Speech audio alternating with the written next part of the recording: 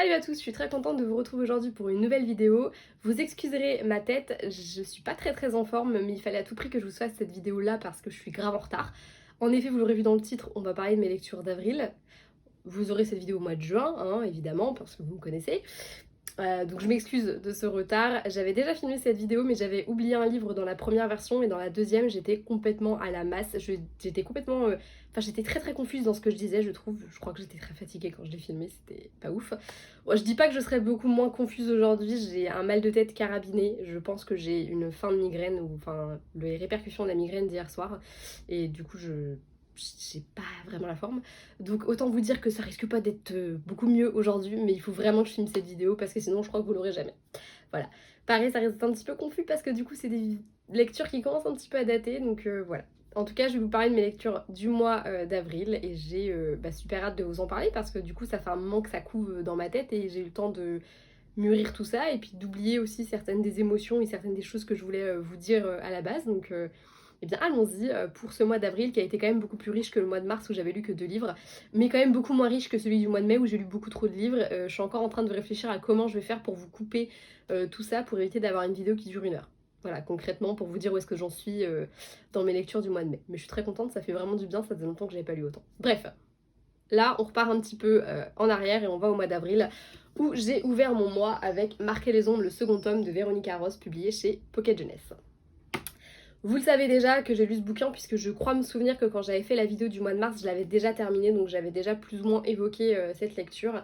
Il s'agit donc du tome 2, hein, comme son nom l'indique, d'une saga de young adulte de science-fiction que je ne vous ferai pas l'affront de vous résumer puisque la vidéo précédente, je l'avais carrément eu résumé, hein, voilà. Je trouve que ça avait très bien fait le taf, hein, soit dit en passant, au moins on sait de quoi il est question. Je vais tout simplement vous faire l'éloge de une saga que j'aime beaucoup et qui compte beaucoup pour moi. J'avais adoré le premier tome la première fois que je l'avais lu, j'avais au moins autant adoré ma relecture, si ce n'est encore plus aimé cette lecture, et le second tome s'inscrit dans la lignée, je l'ai adoré. Je trouve que c'est une duologie qui se lit d'un bloc et je regrette pas du tout d'avoir relu le premier tome pour pouvoir ensuite lire le second. J'ai passé un super moment de lecture. Je sais qu'à sa sortie, il y avait quelques personnes qui avaient trouvé qu'il était un peu lent, etc., qui avaient moins aimé que le premier tome, mais je pense aussi que c'est parce qu'ils l'ont pas lu à la suite du premier volume. Je pense que, et c'est le propre de beaucoup de duologies, généralement je trouve que ça se lit vraiment facilement d'un bloc parce que généralement c'est une histoire commune aux 2 tomes. Généralement, dans une saga qui est un peu plus longue, on va avoir évidemment un fil conducteur, mais souvent une histoire un peu... une histoire pour chaque tome, quoi. Dans une duologie, je trouve que c'est plus difficile de faire ça, et même s'il y a une intrigue principale à chaque tome, c'est des intrigues qui sont liées entre elles, et je trouve que ça s'est vérifié dans cette lecture-ci, c'est le cas, et je pense que du coup, c'est une duologie qui prend tout son sens en la lisant d'un seul bloc. Et c'est ce que j'ai fait, c'est ce que j'ai adoré aussi dedans, c'est que du coup, j'ai vraiment eu j'ai pas eu de sentiment de coupure entre un tome et l'autre, j'ai vraiment trouvé que c'était un bel ensemble et que ça se lisait très bien. Les personnages d'Akos et Syrah sont extra, je les adore toujours autant, j'aime beaucoup le fait que ce soit des personnages très profonds, ni blancs ni noirs, qui apprennent à vivre avec leurs défauts, avec également les petites failles qu'ils peuvent avoir. C'est des personnages qui vont faire des choses qui peuvent être parfois très répréhensibles, et en même temps ils le font pour le bien commun ou pour ce qu'ils pensent être le bien commun, et parfois de manière un peu plus égoïste aussi. C'est des personnages qui sont très humains et que j'ai beaucoup aimé. Ce que j'ai aussi beaucoup aimé, c'est qu'on découvre d'autres personnages dans ce roman, des personnages qu'on va plus ou moins survoler, d'autres qu'on va connaître plus intimement, notamment un qui va devenir le troisième narrateur de ce tome-là, ce que j'ai beaucoup apprécié, et ce qui fait aussi que du coup je ne me suis pas du tout ennuyée. L'action est plus large, on va quitter vraiment le domaine très personnel de l'intrigue pour passer à une intrigue plus générale, et même encore plus générale qu'on ne le pensait. C'est un peu ce que j'aurais tendance à appeler une intrigue en poupée russe. On va avoir une petite intrigue qui s'imbrique dans une plus grande, qui s'imbrique dans une plus grande, et c'est quelque chose que j'ai beaucoup aimé dans ce récit parce que je trouve que du coup ça ouvre un univers beaucoup plus large, un champ des possibles beaucoup plus large pour une potentielle suite qui pourrait d'ailleurs ne même pas être en lien juste avec Syrah, Akos, etc., ou même la planète sur laquelle ils sont et sur laquelle est globalement centrée l'intrigue, mais sur un univers beaucoup plus large, et ça donne très envie. Vous l'aurez compris, c'est un univers que j'ai adoré et que je peux que vous conseiller. Marquer les ombres, c'est une saga qui se lit très facilement, très rapidement. Le fait d'avoir relu le tome 1, moi ça m'a aidé à beaucoup plus comprendre l'univers et l'apprécier également. Et, euh, et du coup, je pense que c'était pas une mauvaise chose de le relire parce que pour me remettre dans le bain, déjà, c'était pas une mauvaise idée. Et accessoirement, je pense que ça m'a aussi aidé à plus apprécié encore l'univers. Je le connaissais déjà, donc du coup c'est vrai que la replonger dedans, elle s'est faite assez facilement. Les termes que je comprenais pas trop lors de ma première lecture ou que j'ai eu plus de temps à assimiler avec cette relecture, ça s'est fait tout seul. Et du coup dans le tome 2, je l'ai vraiment lu sans avoir besoin d'être sans arrêt à regarder, parce qu'il y a un petit lexique à la fin ou au début, je ne sais plus, à la fin un petit glossaire avec tous les termes les termes un peu techniques de l'univers et propres à ce monde.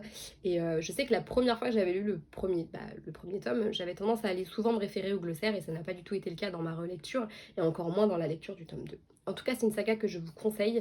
De toute façon, de manière générale, je vous conseille Véronica Ross. C'est une auteure que j'adore. Divergente a été un coup de cœur de dingue. Je me rappelle que j'ai fait une grosse panne de lecture après parce que j'avais l'impression que rien pourrait me soigner de la fin de Divergente. J'avais vraiment adoré. Et j'ai détesté les films d'ailleurs. Bref. C'est pas du tout le sujet. En tout cas, je vous conseille vraiment de découvrir cette duologie. Je la trouve vraiment géniale, vraiment géniale, et j'ai adoré cette lecture. Ensuite, je suis passée à complètement autre chose. J'ai quitté l'univers du young adulte pour l'univers de la romance contemporaine, un peu rigolote, avec un Johanna Boulouri, La liste, comment prendre en main sa vie sexuelle, publiée aux éditions Hauteville. Je ne connais pas du tout cette maison d'édition, je ne sais pas si c'est une filiale d'une autre maison d'édition ou quoi, honnêtement je ne sais pas. Johanna Boulouri, je l'aime beaucoup, je l'avais découvert notamment avec... Alors j'ai lu il y a très peu de temps Comment ne pas faire pitié à Noël quand on est célibataire, à Noël justement. Et avant ça, le premier roman que j'avais lu d'elle, c'était Comment le faire craquer en 10 leçons, un truc comme ça. Et j'avais adoré. Johanna Boulouri, c'est une auteure qui est très sympatoche, avec des personnages très drôles, des situations toujours un peu loufoques et des histoires toujours très touchantes. C'est toujours très amusant à lire et j'avais adoré ses deux précédents romans. Et quand j'ai découvert l'histoire de Phoebe, la trentaine, qui a beaucoup de mal à se remettre de sa dernière relation et qui va faire une liste de choses sexuelles qu'elle veut faire pour prendre en main sa vie sexuelle, comme le titre l'indique, durant toute cette année, je me suis dit pourquoi pas, ça me paraissait pas mal du tout, l'idée me plaisait bien, mais c'est clairement pas le Johanna Boulouri que j'irais vous conseiller de lire. Honnêtement, lisez les deux autres, celui-ci je pense qu'on peut s'en passer aisément. Je m'explique. J'aime beaucoup le concept de cette femme qui a la trentaine, qui veut s'affirmer, qui considère que pour se prendre en main dans sa vie de femme, il faut aussi prendre en main sa vie sexuelle, qui va tout simplement assouvir des fantasmes de toute une vie, qui va faire une liste et qui va décréter que cette année, elle va faire tout ça. Je trouve ça vraiment bien, je trouve que en termes d'émancipation de la femme, d'image de la femme, de la sexualité de la femme, c'est hyper important ce genre de bouquin et je trouve ça vraiment très bien. Je trouve qu'en plus c'est très bien foutu. Voilà, le personnage de Phoebe, je l'ai adoré. Les personnages de manière générale, je les ai adorés. Je trouve que Johanna Boulouri crée des personnages qui sont toujours très sympas, très drôles. Les situations sont toujours aussi amusantes. Enfin voilà, ça c'est quelque chose que je ne peux pas lui enlever. Mais il y a quelque chose de très... C'est étrange parce que je lis de la new romance où il y a des scènes de sexe hyper détaillées, etc. Ça m'a jamais plus que ça perturbé. Quand les scènes me gonflent, je les passe tout simplement. Là, il y a quelque chose de très clinique en fait, j'ai trouvé dans la façon qu'elle avait dénoncé ce qu'elle avait pu faire. Du coup, parce que ça se passe, enfin, c'est un journal en fait, on lit le journal de Phoebe et du coup, on suit ses avancées grâce à ce qu'elle va noter dans son journal. Et j'ai trouvé qu'il y avait quelque chose d'assez clinique en fait, qui parfois me déplaisait un peu. Je sais qu'il y a eu un moment, je pense les 100, peut-être même 150 premières pages où je me tâtais à vraiment continuer cette histoire. Et puis au fur et à mesure, je me suis attachée au personnage, au fur et à mesure, il y a une intrigue amoureuse qui va entrer en ligne de compte et qui m'a plu. Il y a plein de petites choses qui ont fait qu'en fait j'avais envie de connaître la fin de l'histoire et c'est ce qui m'a tenue en haleine et a fait que j'ai eu envie de poursuivre cette aventure. Mais c'est vrai qu'il y avait quelque chose d'assez clinique dans le sexe dedans et quelque chose d'assez... Enfin je sais pas, la façon dont c'était écrit m'a déplu en fait. Il y a eu 2-3 petites choses qui ont fait que j'étais un peu en mode ouais bon ok, j'avais vraiment, c'était un peu le, je lisais en me disant ouais d'accord ok, qu'est-ce que tu es en train de lire Anaïs? Et puis bon je me suis dit allez vas-y on continue et puis au final je regrette pas parce que j'ai passé un bon moment de lecture même si j'ai trouvé que c'était assez je sais pas, j'ai pas le mot exact pour décrire ce que j'ai ressenti. À côté de ça, il y a des messages qui sont très positifs et je pense notamment à quelque chose que j'ai beaucoup aimé dedans. Ouais tout à fait. Que j'ai beaucoup aimé dedans, c'est le lien entre les personnages. Phoebe, elle est entourée d'une joyeuse bande vraiment très sympa. Ils sont hyper positifs les uns avec les autres. Elle est entourée notamment de deux femmes, deux amies qui pour moi... elles ont toutes les trois une vision des choses très différentes. Il y en a une qui est mariée, qui a un enfant. Il y en a une, c'est une grande amoureuse. Elle va tomber amoureuse à tous les coins de rue un peu. Et puis il y a Phoebe qui est un peu... qui jusque-là était assez plan-plan un peu dans sa vie amoureuse et sexuelle. Et qui va un petit peu se découvrir, etc. Et j'ai beaucoup aimé le lien entre ces trois femmes parce qu'elles ont beau être très différentes, avoir des avis très différents sur tout. et sur la sexualité aussi de manière générale, les hommes, leur regard sur le monde, elles se jugent jamais. On a des amies qui sont toujours très positives et qui sont toujours là les unes pour les autres. À un moment donné, Phoebe fait quand même un truc qui est quand même complètement con. Et ses amies ne la jugent pas, elles lui font comprendre qu'elles ne sont pas d'accord avec elle, que voilà, mais qu'elles seront là si ça se termine mal et quand ça se terminera mal, parce que c'est une évidence que ça se terminera pas bien.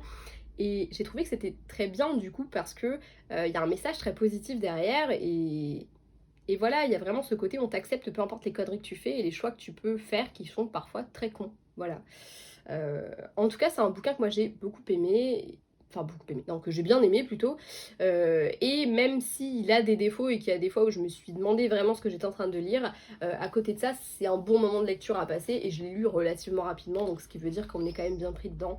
Il y a des situations très amusantes et les personnages font vraiment le gros de l'histoire et font que bah, on apprécie cette lecture quand même, malgré des petits points négatifs. Voilà. Ensuite, j'ai lu Victorian Fantasy de Georgia Caldera, le premier tome Dentelle et Nécromancie, et c'est publié chez J'ai lu. Ce petit bouquin, ça fait une éternité que je veux le lire. Je me rappelle encore des fois où je l'avais croisé à Cultura à l'époque, il y a très longtemps, à peu près, je pense, au moment de sa sortie, et où il me faisait envie. Et je l'ai trouvé il y a très peu de temps dans une librairie. Petit fait amusant, c'est la même librairie dans laquelle j'avais trouvé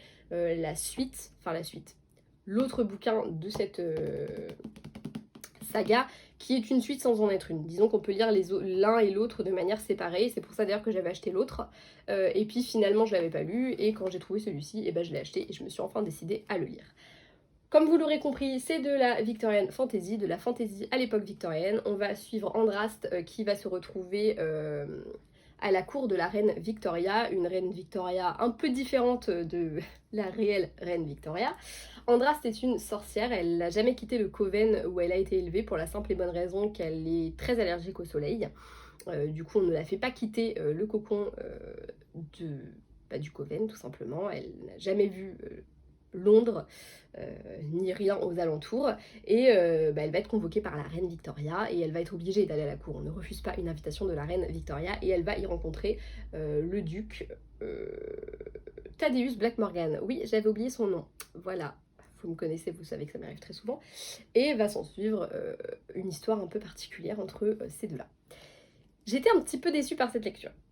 Voilà, je lance le truc comme ça. Alors, j'ai adoré La plume de l'auteur, et d'ailleurs c'est le premier roman de Georgia Caldera que je lis et j'ai adoré, et depuis j'ai acheté un autre Georgia Caldera et j'en ai lu 2 autres, et je peux affirmer le fait que j'aime beaucoup La plume de Georgia Caldera. J'ai adoré l'univers un peu steampunk, le fait de se retrouver à l'époque victorienne, et j'ai trouvé que c'était une très bonne réinvention de l'univers. Il y avait beaucoup de choses qui étaient hyper intéressantes. Pareil, ces histoires de sorcières, il y a de la nécromancie, il y a plein de choses qui sont mises en place qui m'ont énormément plu dans l'univers. Mais en fait, concrètement, ce roman, c'est une romance et c'était pas du tout ce que je pensais lire. Enfin, je savais qu'il y aurait de la romance, c'est vendu comme tel, mais je pensais pas que ça prendrait vraiment le pas sur le reste des intrigues. J'avais vraiment envie de lire un roman de fantasy, du coup, et j'avais vraiment envie de creuser l'univers, et je trouve qu'il y a plein de questions qui sont amenées, et globalement, l'action, elle est vraiment située sur la fin, quoi. Et quand je dis la fin, je dis vraiment la fin. Arrivé au milieu du bouquin, c'est là que je me suis rendu compte qu'en fait l'action, on l'attendait et qu'elle n'avait pas lieu. Alors oui, il y a des scènes d'action, on ne peut pas dire qu'on s'ennuie parce que franchement j'ai lu le gros du bouquin, je l'ai vraiment lu très rapidement et je faisais vraiment des sessions de lecture où j'arrivais pas à lâcher le bouquin. Donc non, on ne s'ennuie pas du tout dans ce roman. La romance est bien écrite et on se laisse porter par celle-ci. Je trouve qu'il y a vraiment... elle prend le temps de créer aussi l'alchimie entre les personnages, même si on voit qu'elle est présente assez rapidement, voilà, elle prend le temps de creuser tout ça. Mais voilà, en fait, c'est une romance et moi, j'avais pas forcément envie de lire ça et c'était pas ce que j'attendais en fait du récit. Alors, c'est peut-être moi qui me suis fourvoyée, donc c'est une déception sans en être, c'est une déception parce que je m'attendais à quelque chose et que ça n'a pas été ça le récit. Donc, entre guillemets, c'est aussi moi qui avais des attentes qui n'étaient pas les bonnes vis-à-vis du récit. À côté de ça, c'est un très bon bouquin, il y a des très bonnes choses qui sont amenées, etc. Et voilà, ce qui m'a déçue, c'est le fait que l'action soit située tout à la fin, que toutes les réponses à nos questions elles soient situées à la fin, que toutes les... il y a un gros mystère qu'entoure Andraste dès le début et on découvre tout ça à la fin.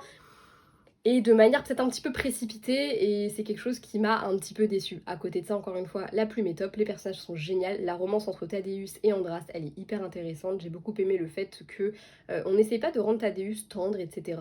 Il l'est un peu malgré lui parfois, et voilà, Andras, c'est le genre de femme qui, euh, qui a beau être une femme de son époque, elle est en même temps très piquante. J'aime beaucoup ce personnage, j'ai été très amusée par la personne qu'elle est en fait. Et, et voilà, je vais pas en dire beaucoup plus, c'est une bonne lecture. J'ai envie de lire la suite, mais j'avoue que j'ai très peur que ça fasse exactement la même chose et que j'attende des choses sans les avoir. Donc pour l'instant, je vais attendre, et puis voilà. Surtout que c'est pas forcément deux livres qui se suivent, donc même si j'ai un peu perdu de souvenirs de celui-ci, ce sera pas hyper dérangeant de pas lire la suite tout de suite, quoi. En tout cas, c'est une lecture que je vous conseille quand même, hein, évidemment, en vous mettant bien dans la tête que c'est de la romance, concrètement, voilà. Encore une fois, c'est une plume qui est super agréable à lire, et je trouve qu'elle, pour avoir lu d'autres de ses romans, je trouve qu'elle s'adapte vraiment au style et à l'histoire qu'elle raconte. Je trouve qu'il y avait une écriture qui allait vraiment avec l'époque, et j'ai lu quelque chose de plus contemporain, et également je trouve que la plume va très bien avec l'époque, et je trouve que ça c'est un gros plus de l'écriture de Giorgia Caldera. Voilà. Et puis, l'univers est vraiment vraiment dingue et il mérite d'être lu. Voilà. C'est tout pour ma lecture de Victorian Fantasy que j'ai bien aimé. Vous l'aurez vu, les deux dernières lectures étaient un peu en demi-teinte, c'est des lectures sur lesquelles j'ai eu une petite déception et en même temps que j'ai bien aimé. Mais la saga qui suit a sans doute été mon plus gros coup de cœur de ces derniers mois, puisque à l'heure où je filme cette vidéo, j'ai fini la saga, mais au mois d'avril, j'avais lu que 2 tomes. Je vais parler des 2 tomes d'un coup, même si je les ai pas lus à la suite vraiment l'un de l'autre, mais je trouve ça plus judicieux de vous en parler d'un bloc. Il s'agit des chroniques de Michaela Lane de Karen Marie Moning, donc le premier tome Fièvre Noire et le second tome Fièvre Rouge, publié chez J'ai lu. Cette saga, ça fait très longtemps qu'elle est dans ma wishlist, puisqu'à l'époque où je lisais beaucoup de beat d'urban fantasy, c'était typiquement le genre de bouquin qui m'intéressait. Je me rappelle d'ailleurs que à chaque fois j'avais très envie de les acheter, et puis c'était l'époque où j'avais pas forcément d'argent de poche, où en gros j'avais des bouquins à mon anniversaire, à Noël, et puis voilà, hein, quand je réussissais à convaincre ma mère de m'acheter des livres, ou mon père, ou quiconque passait par là de m'acheter des livres. Donc voilà, je sélectionnais aussi beaucoup ce que je lisais, et avec les années, c'est vrai que j'ai beaucoup moins lu de beatlit et d'urban fantasy. Je pense l'avoir déjà dit depuis le début de l'année, ça fait partie de mon challenge un peu 2020, c'est de relire de ce genre que j'aimais tant. Du coup, assez facilement, quand j'ai vu beaucoup passer sur les réseaux, notamment sur le compte Insta de, je crois que c'est la Tornade des pages ou de livres, genre je sais jamais le nom de son... Pourtant je parle avec elle de temps en temps, bref, je mettrai son Insta dans la barre d'infos. Quand j'ai vu cette saga passer dessus et que j'ai vu son coup de cœur pour, je me suis dit non mais là c'est pas possible, il me les faut. Du coup, ça a été, je vous l'avais montré dans le book haul du mois d'avril, ça a été un des premiers livres que j'ai décidé de m'acheter pour ce mois-ci. J'avais vraiment très envie de découvrir cette saga, et je n'ai pas du tout été déçue. À peine l'avais-je reçu que je me plongeais dedans et que je le lisais. Je crois que les 2 premiers tomes, je les ai lus genre à chaque fois en 2 jours. Je trouve que l'univers est dingue, et en fait on n'a pas envie de le quitter. Parce que je me rappelle que quand je l'ai quitté, j'ai eu beaucoup de mal à lire autre chose derrière, mais j'en reparlerai après. Voilà, parce que j'ai des choses à dire à ce sujet. Dans ce récit, on va suivre Michaela Lane, une jeune fille qui habite en Géorgie, donc au sud des États-Unis. Pour ceux qui connaissent un petit peu la mentalité, c'est une belle du sud typique, c'est une jolie nana, elle se pose pas trop de questions sur la vie de manière générale, hein, c'est un peu une bimbo, hein, pour parler franchement, notre Mac. Et elle va perdre sa sœur, elle va être sauvagement assassinée à Dublin où elle faisait ses études, et l'enquête va être clôturée, ce que Mac ne comprend pas, et ne veut pas comprendre de toute façon. Elle va décider donc de partir pour Dublin et de mener sa propre enquête, ou en tout cas de pousser la police à rouvrir l'enquête, parce que ça lui paraît complètement aberrant qu'on clôture l'enquête comme ça. Et en allant à Dublin, elle va se rendre compte qu'elle n'est pas tout à fait humaine, et qu'il y a des choses encore moins humaines qu'elle qui rôdent sur notre monde, sur notre planète. Voilà. Elle va en effet découvrir que les fées existent et qu'elles essayent d'envahir notre monde. Voilà, et elle fait partie des rares personnes sur Terre ayant le don de voir les fées. Je ne vais pas essayer de vous prononcer le mot. Je l'écrirai si je m'en rappelle. Voilà, je l'écrirai quelque part. Si c'est pas sur l'écran, ce sera dans la barre d'infos. Bref, il y a beaucoup de trucs que je me risquerai pas à prononcer de cet univers, hein, puisqu'il y a beaucoup de termes qui sont en gaélique, du coup. ou prononcé avec le fort accent irlandais, c'était très drôle à imaginer des fois d'ailleurs. Bref, on va suivre donc Mac, qui est cette jeune fille qui est un peu naïve, qui arrive avec ses belles robes couleur arc-en-ciel, voilà, et qui va débarquer dans un monde très très sombre, hein, parce que l'effet, c'est pas l'effet clochette concrètement, hein, c'est un peu plus démoniaque que ça, et qui va se retrouver complètement prise dans cette espèce de guerre alors qu'elle l'a pas du tout voulu. On va découvrir un florilège de personnages pour ne citer que Mac, Barons, Dany, Rowena, parce que quand même elle a un rôle assez important, et tant d'autres, et on va les suivre au fur et à mesure des élucubrations et de la vie de Mac. Le premier tome est vraiment très très bien parce qu'on y découvre cette nana un peu, ouais, un peu naïve, très solaire, très mimi, qui a pas du tout idée de quoi dans quoi elle met les pieds, et qui va déjà dans le tome 1 passer par beaucoup de désillusions, et qui va vite comprendre qu'elle a foutu les pieds dans quelque chose de beaucoup plus sombre qu'il y paraît. Le premier tome, je l'ai trouvé assez amusant. On voit la dynamique entre Barons et Mac qui se met en route, et j'avoue que c'est pas pour me déplaire du tout. J'ai vraiment vraiment apprécié la façon dont ça se mettait en route. Le tome 2 commence déjà à nous faire rentrer dans le vif du sujet, et on commence à devenir un peu plus, enfin à comprendre que tout est un peu plus sombre. Mac connaît déjà ses premières évolutions, commence déjà à évoluer un peu vers ce qu'elle va devenir au fur et à mesure des tomes. On a une femme un peu plus sombre qui a commencé à en voir des vertes et des pas mûres, et qui surtout comprend qu'elle va en voir d'autres, des vertes et des pas mûres. Les deux tomes se suivent vraiment parce que il y a vraiment quelques semaines, je crois, qui s'écoulent dans les deux premiers tomes, quelque chose comme ça, donc voilà. Je vais pas en dire beaucoup plus parce que c'est toujours très compliqué de parler d'une saga sans aborder le reste quand on a lu toute la saga dans son intégralité. De toute façon, à l'occasion, je ferai une saga du mois sur les chroniques de Mac, c'est obligé parce que Mac, quoi. J'ai adoré ces deux premiers tomes, ils m'ont complètement plongé dans l'univers, et à chaque fois que j'en clôturais un, j'avais envie de sauter sur la suite et de lire la suite. Je trouve qu'on est vraiment très très bien pris dedans. Le fait que ça se passe dans notre monde et que ce soit notre monde qui soit envahi petit à petit, on a envie, nous aussi, en fait, de prendre part au combat, d'être présent. C'est quelque chose... Enfin, c'est un récit qui est vachement bien pour ça aussi, c'est qu'il y a vraiment énormément d'humour, et en même temps, c'est très glaçant. Des fois, il y a vraiment des moments où déjà on a de la peine pour Mac, il se passe des choses. Je crois que c'est dans le tome 2 qu'il y a vraiment des passages où... Ah, j'étais trop mal pour elle. Voilà, il y a toujours... D'ailleurs, dans le tome 2, il y avait quelques lenteurs, et ça m'a pas du tout dérangé parce que je trouvais que ça apportait vraiment de la profondeur au personnage.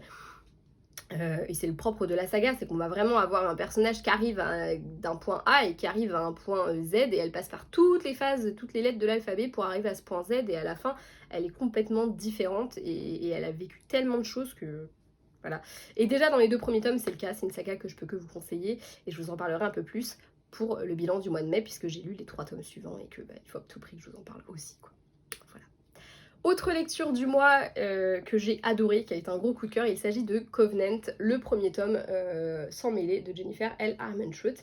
Et petit point sans réelle importance, c'est précédé du préquel Démon, qui pour moi est un espèce de grand prologue à l'histoire, hein, puisqu'on va vraiment reprendre le premier chapitre du tome 1, c'est vraiment ce qui se passe juste après le préquel. Bref. On suit dans ce récit les hématoi, descendants des dieux de la mythologie grecque,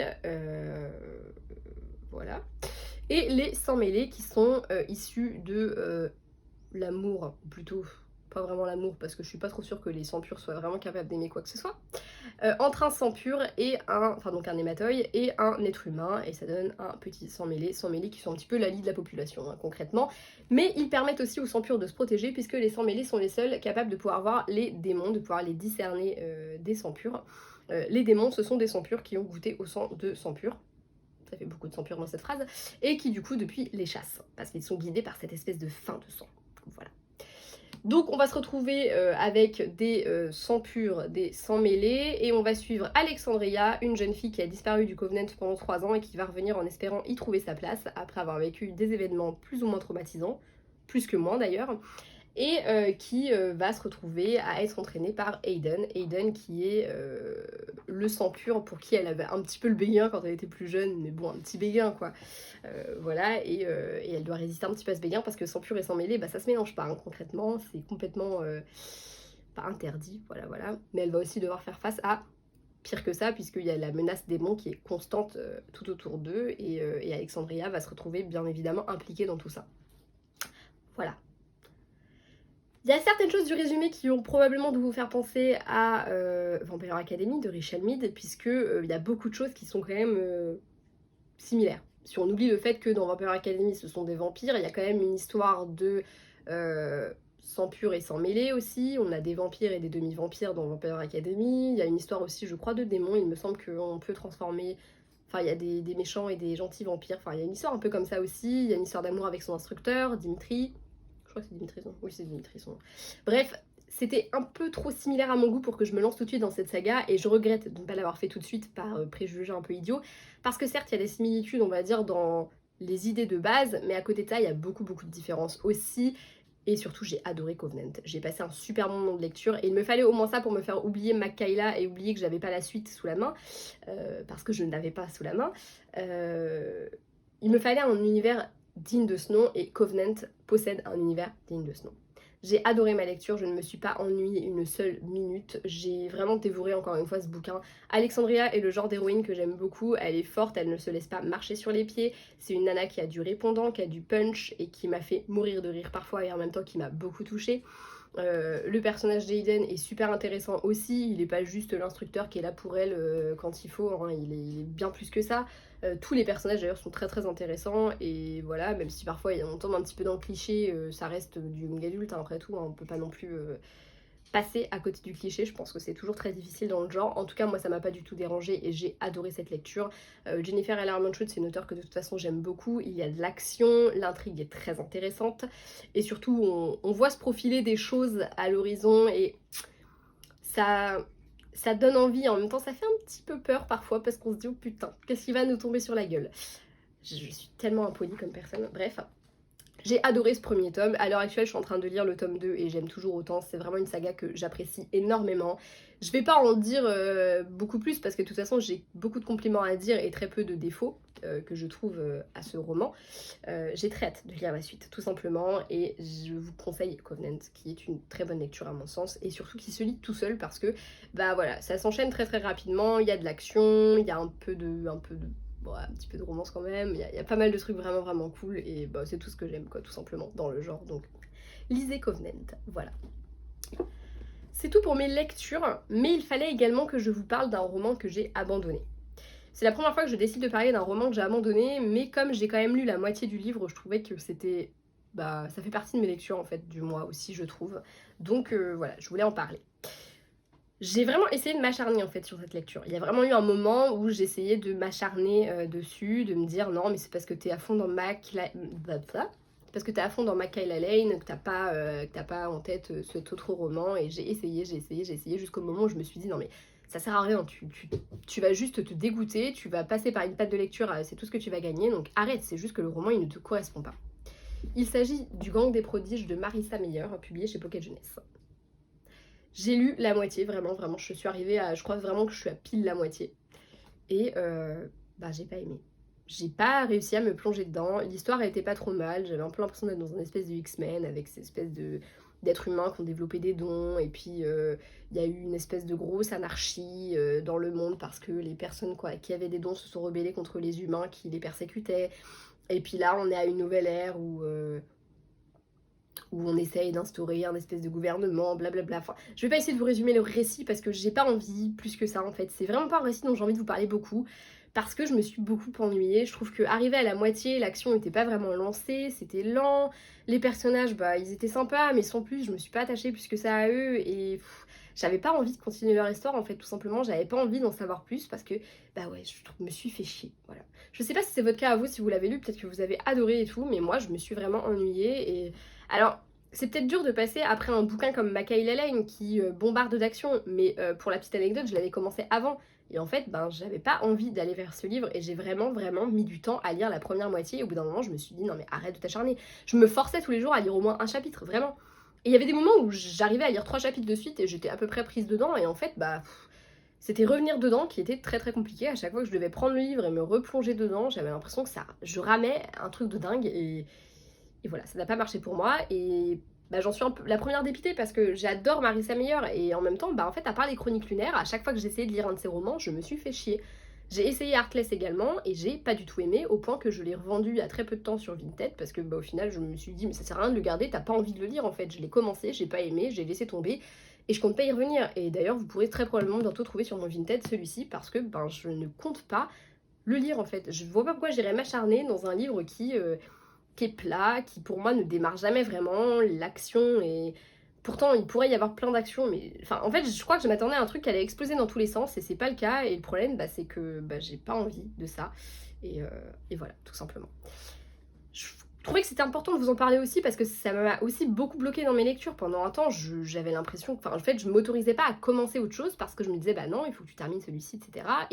Et j'avais un petit peu envie aussi de parler de ça, de ce sentiment des fois, de se dire bah non, il faut que tu poursuives celui-là et de se bloquer dans les lectures parce qu'au final, quand j'ai commencé Covenant, ça s'est très bien passé. Et tous les autres livres que j'ai lus depuis, j'ai pas eu de problème en fait à lire. C'était vraiment celui-ci qui ne me convenait pas, qui ne me plaisait pas et qui n'était pas fait pour moi. Je dis pas que c'est un mauvais livre, je dis pas qu'il est pas bon, parce que je pense vraiment que c'est moi qui n'avais pas, enfin avec qui ça n'a pas marché.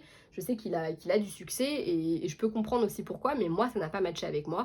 Et en fait, je le regrette pas. Je regrette pas d'avoir abandonné cette lecture et de m'être dit bah non, c'est pas pour moi, tant pis, on laisse tomber puis on passe à autre chose. Voilà, il faut savoir des fois abandonner un livre et je pense que c'est aussi ça qui fait les coups de cœur, c'est qu'on est capable d'abandonner ceux qui ne nous correspondent pas pour se concentrer sur ceux qui nous correspondent. Voilà. Ce sera tout pour moi, je sens que j'ai la tête comme ça et que j'ai les yeux qui commencent à voir un peu flou, je crois que je vais aller me reposer un petit peu. Je suis très contente de vous avoir enfin présenté toutes ces lectures et de manière bizarrement un peu moins confuse que la première fois, voilà. C'était un peu contradictoire vu mon état actuel. En tout cas, j'espère que ces lectures, si vous les avez faites, vous les avez aimées autant que moi, voilà, ou que j'ai pu vous donner envie de lire certains de ces bouquins. N'hésitez pas à me donner vos avis sur ces livres, même sur celui-ci, surtout sur celui-ci, si vous avez aimé ou pas d'ailleurs, peu importe, n'hésitez surtout pas. Je vous retrouve bientôt dans une prochaine vidéo. Jusque là, lisez beaucoup et à bientôt. Salut!